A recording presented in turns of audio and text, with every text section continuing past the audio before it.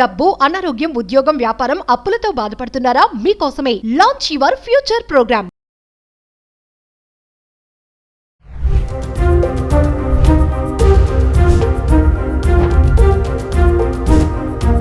నమస్తే, welcome back to Suman TV. ప్రస్తుతం మనతో పాటు ఉన్నారు పబ్లిక్ స్పీకర్ రజనీరమ్మ గారు. నమస్తే మ్యామ్. నమస్తే నవీన. మేడం, ఒకళ్ళు నన్ను అడిగారు, మేడం ఈ మధ్యకాలంలో ఆడపిల్లల డ్రెస్సింగ్ విధానం చూస్తే, అంటే ఇప్పుడు ఇది మాట్లాడి చాలామంది అనుకుంటారు ఆడపిల్లల డ్రెస్సింగ్ గురించి మీరెవరు మాట్లాడడానికి అంటే, అందరి గురించి కాదు, కొంతమంది అమ్మాయిలు ఉన్నారు. ఇప్పుడు ఆమె చూపిస్తే చూడడానికి నాకేంటి అన్నట్టు అబ్బాయిలు అబ్బాయిలను తప్పని అంటారు, కానీ ఆడపిల్లలు కూడా చూసుకుంటే బయట డ్రెస్సింగ్ విధానం అనేది అంటే చున్నీలు వేయడం మానేశారు ఈ మధ్యకాలంలో. అసలు చున్నీలు వేయలేవు అసలు. ఎట్లా అంటే ఎక్స్పోజింగ్, ఇంకా ఈ వర్డ్ వాడలేము, ఎక్స్పోజింగ్ అనేది బాగా అయిపోయింది మేడం. అంటే ఎంత చూపిస్తే అంత ఫ్యాషన్ అనమాట. ఇప్పుడు అది ఎక్స్పోజింగ్ అనొచ్చేమో మరి ఇక్కడ అబ్బాయిలు కూడా చాలా ఇబ్బంది పడుతున్నారు. ఇంతకుముందు అబ్బాయిలు ఏంటంటే అంటారు కదా, ఇంకా పదం ఏంటంటే సొంగ కార్చుకుంటారు అంటారు, కానీ ఇప్పుడు అలా లేరు అబ్బాయిలు భయపడుతున్నారు ఇప్పుడు అమ్మాయిలను చూసి. అమ్మాయిలు ఎలా తయారవుతున్నారు, ఎక్స్పోజింగ్ ఎక్కువైపోయింది. దీని గురించి ఏం చెప్తారు మేడం? నేను నిన్న ఒక సినిమా చూసా. అంటే ఇవిడ సినిమాలు బాగా చూస్తుందా అంటే కాదు, కొన్ని టైటిల్స్ డిఫరెంట్గా ఉన్న మూవీస్ నేను లైక్ చేస్తాను. నేను మూవీస్ చూసేది చాలా తక్కువ. ఇప్పుడు ఈ మధ్య కొంచెం అప్పుడప్పుడు మూవీస్ చూడమ్మా అని మా పిల్లలు నెట్ఫ్లిక్స్ పెట్టినందుకైనా అప్పుడప్పుడు ఒక సినిమా చూడాలి కదా అని వారానికి ఒక మూవీ చూస్తున్నా. అయితే ఇప్పుడు నిన్న నేను సండే కదా ఒక మూవీ చూసా. సినిమా చాలా అంటే చాలా బాగుంది అన్ని విధాలా కూడా. ఇప్పుడు ఆ సినిమా మొత్తానికి తప్పు పట్టాల్సి వస్తే, ఇప్పుడు మీరు అడిగిన ఈ పాయింట్, అందులో ఒక ఫ్యామిలీ, వైఫ్, హస్బెండ్, ఒక కొడుకు, కూతురు, ఒక ముసలావిడ అంటే ఆయన తల్లి, ఇది ఒక మంచి ఫ్యామిలీ. అలా ఉన్నప్పుడు చాలా మిడిల్ క్లాస్ ఫ్యామిలీ. ఒక టీచర్ అనమాట ఆయన. కొడుక్కి ఇంకా ఉద్యోగం రాదు, ఏదో స్టార్ట్ చేస్తుంటాడు. పిల్ల డిగ్రీ అయ్యి సాఫ్ట్వేర్గా చేస్తూ ఉంటుంది. అయితే అందులో అంత శాస్త్రీయమైన సాంప్రదాయమైన కుటుంబం అది అయినప్పుడు మనీ కూడా అంత ఎక్కువ ఏం లేదు వాళ్ళకి, చాలా మిడిల్ క్లాస్. మధ్యలో ఆయనకు ఉద్యోగం కూడా పోతుంది, ఆ స్టార్టప్ కంపెనీ కూడా అబ్బాయిది పోతుంది, ఏముండదు.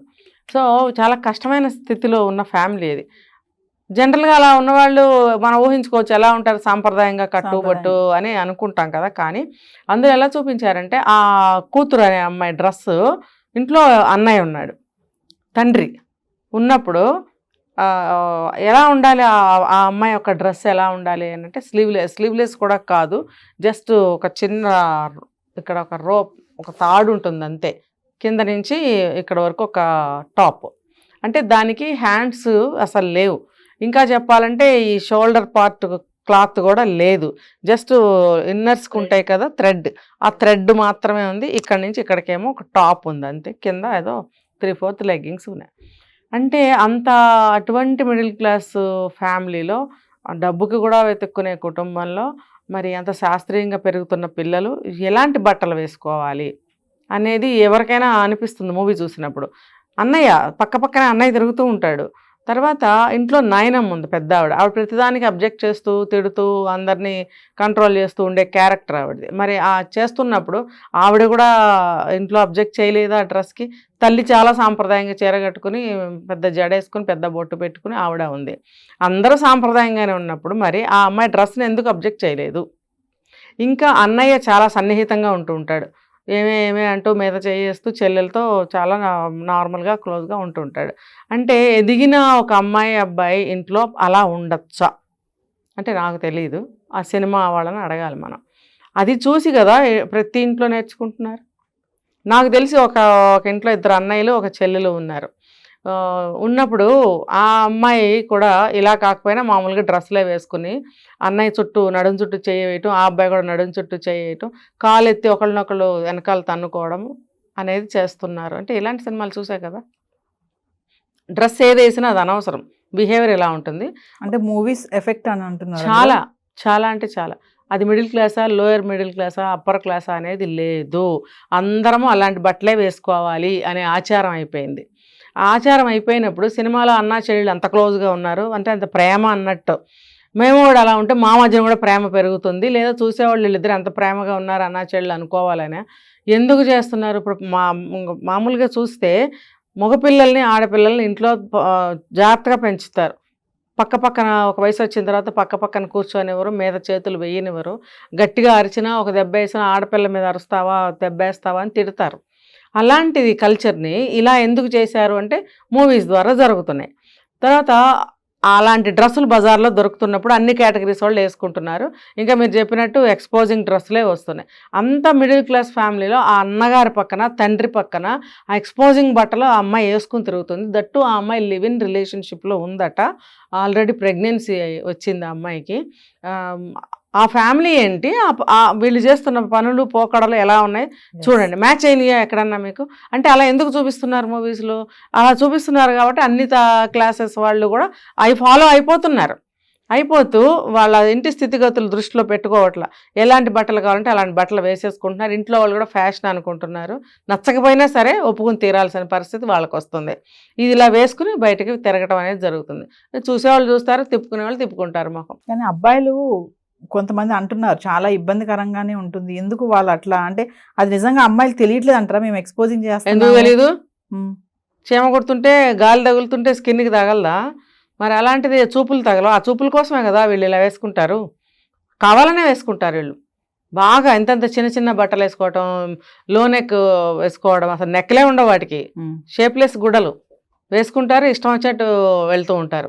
అరే నేను చిన్న అమ్మాయిని, వయసులో ఉన్న అమ్మాయిని బాడీని కండిషన్లో పెట్టుకోవాలి, ఒక స్టడీలో పెట్టుకోవాలి అనేది లేదు. దాన్ని గాలికి వదిలేస్తారు ఆ బాడీని. అది ఎటు కదిలితే అటు కదలనే ఆ బాడీని, అనవసరం.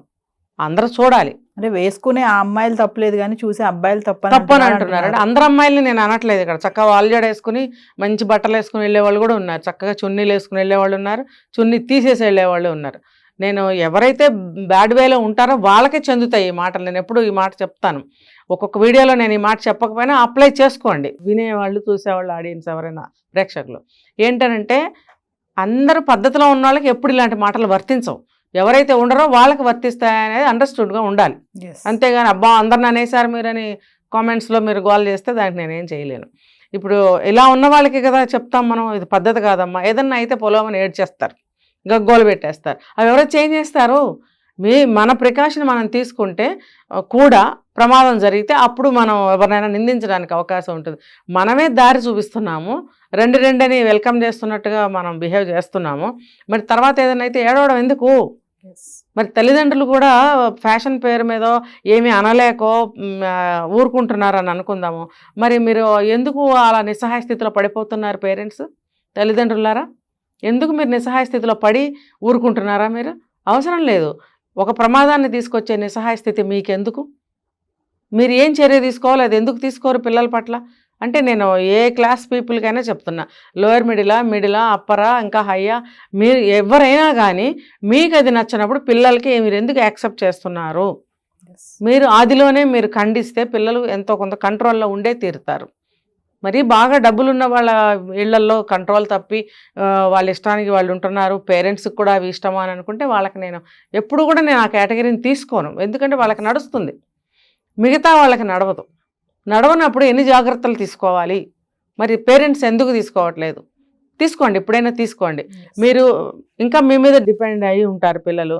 ఒకవేళ వాళ్ళ ఉద్యోగాల్లో చేరి సంపాదించుకుంటున్నా సరే తల్లిదండ్రులు అంటే ఆ లెవెల్ ఆఫ్ పీపుల్లో భయం ఉంటుంది. ఆ భయాన్ని తల్లిదండ్రులే తీసేస్తున్నారు. తీసేసినప్పుడు స్టార్టింగ్లోనే మీరు దాన్ని అడ్డుకోకపోతే ఇంకా ముందుకెళ్ళిన తర్వాత వాళ్ళు అసలు భయపడరు. ఎందుకు? మీరే తీసేస్తున్నారు ఆ భయాన్ని. కాబట్టి ఏదైనా ఇలాంటి మీకు నచ్చని పని, ఒక చెడు జరుగుతుంది అని అనుకున్నప్పుడు మీరు ముందుగానే అడ్డుకోండి. 20 ఏళ్ళు వచ్చిన పిల్లకి ఏం చెప్తాం? 20 ఏళ్ళు వచ్చిన పిల్ల అయినా సరే మొదటిసారి బయటకు వెళ్తుంది ఉద్యోగానికి అని అంటే, 10 మందిలోకి వెళ్తుందంటే మీరు మొదటి రోజున ఒక రూల్ పెట్టండి. నువ్వు పద్ధతిగా వెళ్తేనే సరి, లేకపోతే కుదరదు అని పెట్టారనుకోండి, జాగ్రత్తగా ఉంటారు వాళ్ళు, అదుపు తప్పరు. అది తల్లిదండ్రులు కూడా చూసుకోవాలి ఆ విషయాన్ని. తర్వాత మనం ఎందులో పుట్టాం, ఎందులో పెరిగాం అనేది పిల్లలు కూడా గుర్తుపెట్టుకోవాలి. ఇక్కడ పుట్టి పెద్ద వేషం వేద్దామంటే అది సెట్ అవ్వదు, అది దెబ్బతినాల్సి వస్తుంది. అది అర్థం చేసుకోవాలి. Thank you.